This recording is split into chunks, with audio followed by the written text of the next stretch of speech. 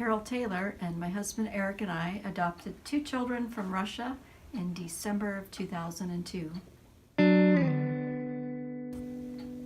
When we were thinking about adopting children, we realized there was a lot of different options domestically, overseas, lots of different countries where children were available.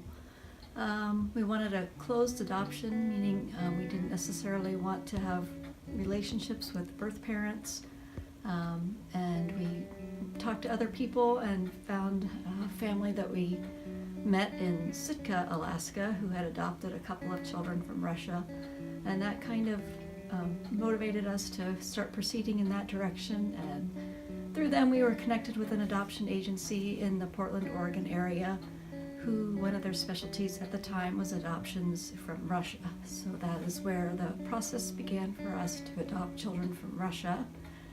And we left ourselves open to, we were willing to go with sibling groups, which meant we would be willing to take more than one child.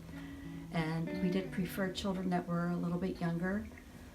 From Russia at the time, that they weren't likely to be able to adopt a baby, because usually Russian children had to be on a registry in Russia for at least 6 months to be available for Russian families as first priority.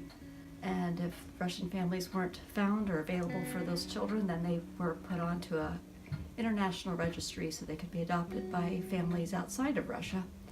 So when we filled out our paperwork, we requested children that were kind of under the age of 5, and we also said we were open to siblings. So that's how we ended up with siblings, a brother and a sister.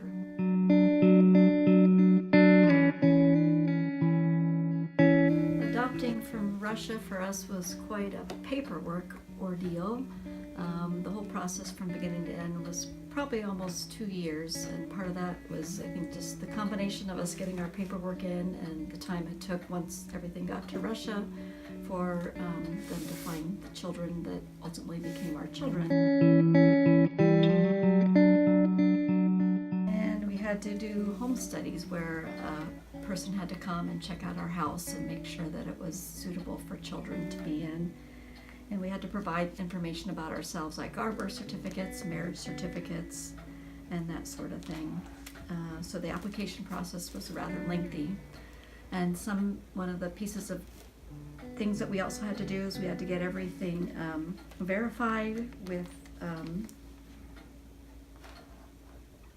notary publics. And then after that, we learned that there's something called an apostille, which is where we had to go to the governor's office, and there was a person there that would verify that the notary public was a notary public, so it was an extra signature that we had to get. And by living in the capital city, it made it a little bit easier for us to get those signatures. We didn't have to mail things off. We could just go downtown and get those signatures. And we also had to apply to the Immigration Service beforehand to get a pre-approval, so that when we brought our children back to the United States, they would be considered United States citizens, which is at the time was a fairly recent process. It used to be that children from foreign countries would come in as immigrants, and then they would ultimately apply for citizenship when they were older. And in our case, our children became United States citizens as soon as they set foot in the United States.